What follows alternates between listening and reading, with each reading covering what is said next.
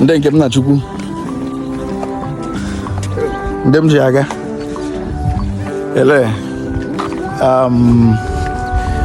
ọ njem ka anyị njem ọma,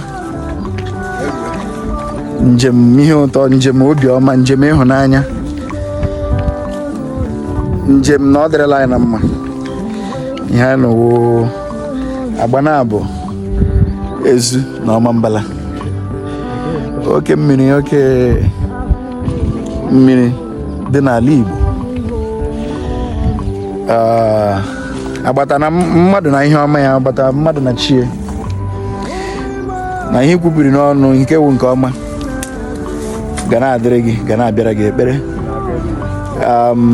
Ebe a wụ ofu n'ime ebe ndị ọcha ha nwee ya, ha emezie emeziri emezi, mana ndị ọcha nwee ya, ọ ga-awụ a tourist and a religious pilgrimage site.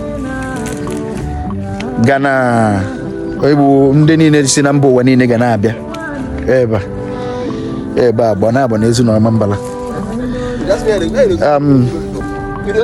So ma na-ekwusi na onye Igbo jisie ihe o ji ike, onye Igbo jisie ihe ọbụla o nwere ike, jisie nke ị nwere ike, ahapụkwarala onye ọzọ. Mana arịọsị ka ndị Aguleri,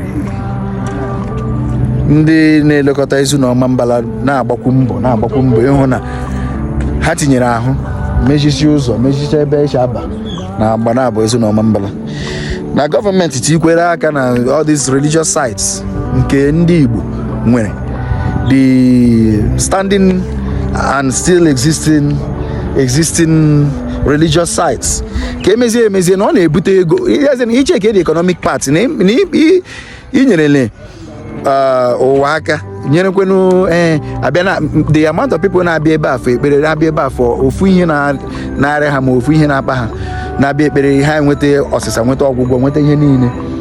Na emezie na ọ ga-awụ a very huge religious site, pilgrimage ga na, as in a ga-enwe pilgrimage from there. The essence of pilgrimage and everything is the economic benefit. Ndị na-aga Jerusalem ha na-akwụ ụgwọ hotel, everything, flights, ihe niile, nni, ụdịrị ihe ndị ahụ it can be here. Nwegasịa, because a lot of people in my research, anụrụ m na ebe a na-host hundreds of thousands of people every month. So ile anya na ala ebe a na ị ga na-ahụ ụkwụ azọchara azọ ndị na-aba n'ime ebe a na ebe Agbanabụ Ezu na Ọmambala river a na-azọ onye anya ọbụla na-aga, ndị na-esicha na mmiri a m ga-eji gị na-ata, ndị na-esicha na mmiri a na-aga. So ma na-arịọsị biko na ọ ga-adịrị anyị niile na mma, ka anyị jidesie nke anyị ji ike. Ala Igbo is a home of everything. Anyị na-welcome ụmụnne anyị, anyị na-welcome ndị every religion, ihe ọbụla wụ okpukperechi gị, provided na okpukperechi gị aha asị gị gbuo mmadụ, provided okpukperechi gị aha asị gị merụọ mmadụ ahụ, na gị were nke onye ọzọ, na gị were nke onye ọzọ n'ike. Ya wụ okwu m ji bịa taa. Ebe a nọwo na Agbanabụ Ezu na Ọmambala, ebe ihe ọma na-eme. Ma na-arịọsị ka Chukwu Okike gọzie anyị niile. Ise.